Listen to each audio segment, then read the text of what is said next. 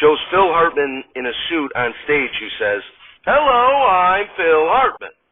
Are you a member of the Jewish faith who doesn't think Hanukkah gets enough play? Or otherwise, are you of any other or no faith and wondering what exactly Hanukkah is?" Shows John Belushi in the audience who says, "Not really." Hartman, "Well, then you're in luck, as some of our show's Jewish friends are going to recreate the story of Hanukkah." A curtain behind Hartman opens as he exits the stage. Shows behind the curtain George Burns as Matthias, Jerry Stiller as Jochannan, Carl Reiner as Simeon, Bob Einstein as Eleazar, Dustin Diamond as Jonathan, and Gary Shandling as Judah.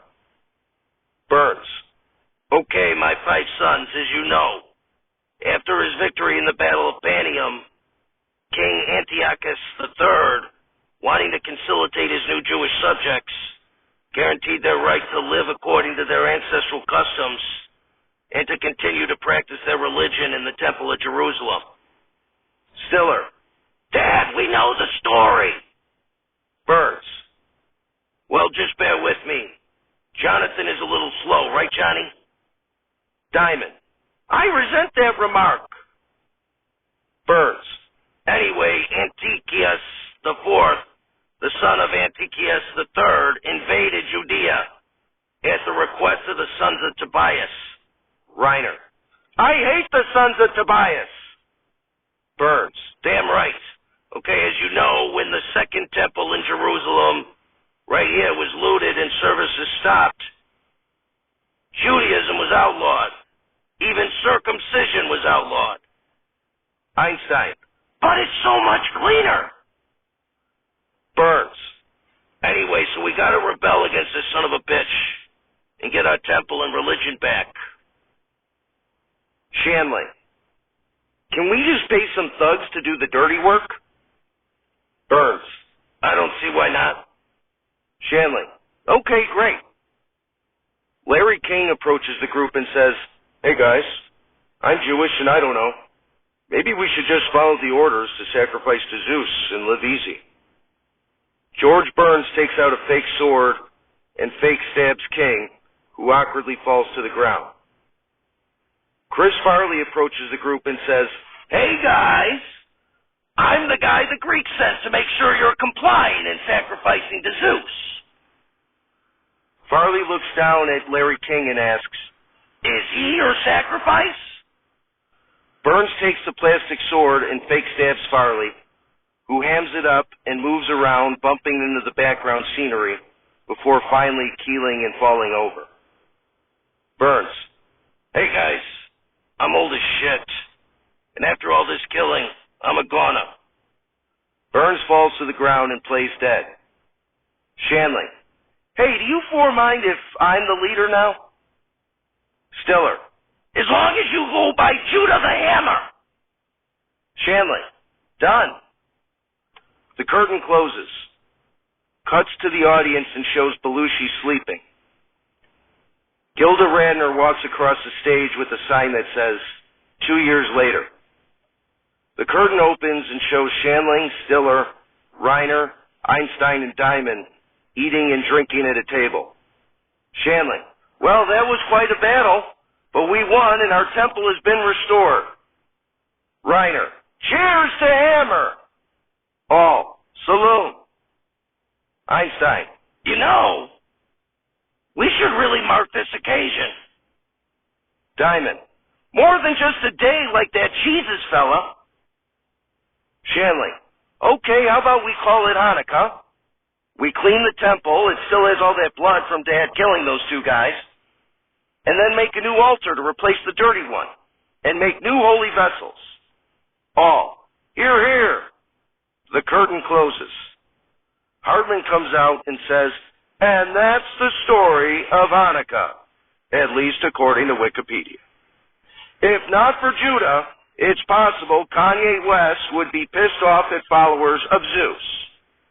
And dead from the earth, we're not alive. It's Saturday Night Alive, starring John Belushi, Chris Farley, Phil Hartman, Jan Hooks, Norm McDonald, Gilda Radner, Danitra Vance, and with many other special deceased contributors. Musical guest, Schlomo Carlebach, and your host, George Burns. Everybody, George Burns.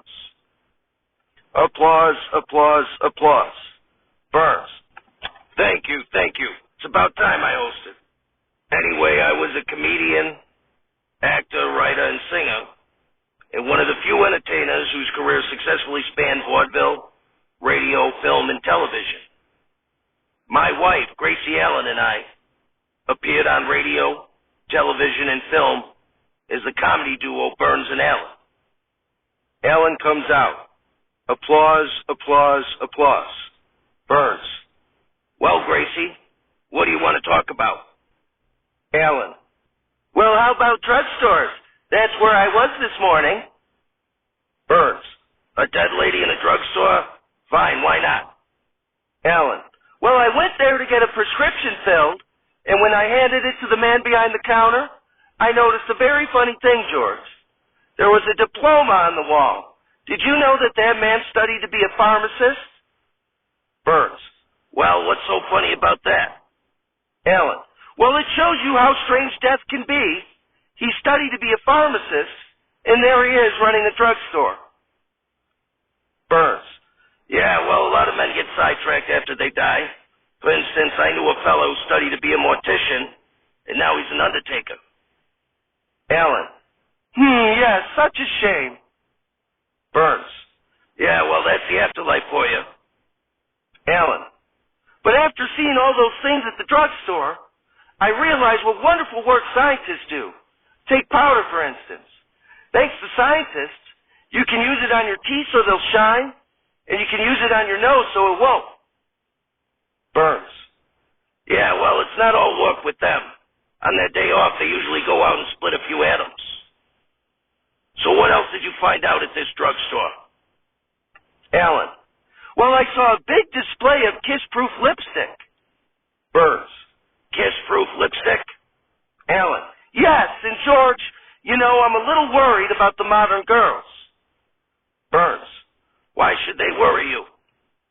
Allen. Well, it was different when I was alive. When we kissed a boy, he didn't need lipstick on his face for proof. He knew he'd been kissed. Burns. Gracie, didn't you tell me I was the first fella you ever kissed? Allen. Anyway, the way some women dress now, I said to a nice little old man sitting next to me, look at that customer over there at the magazine counter. In those slacks, you can't tell if she's a girl or if she's a boy. Burns. Remember, people, we did this bit in the 1950s. Allen. Anyway, the old man said she's a girl and it's my daughter. I apologized and I said, I'm sorry. I didn't realize you were her father. And he said, I'm not. I'm her mother. Burns. Cancel culture won't like that one. Anyway, so was I the second guy you kissed? The third?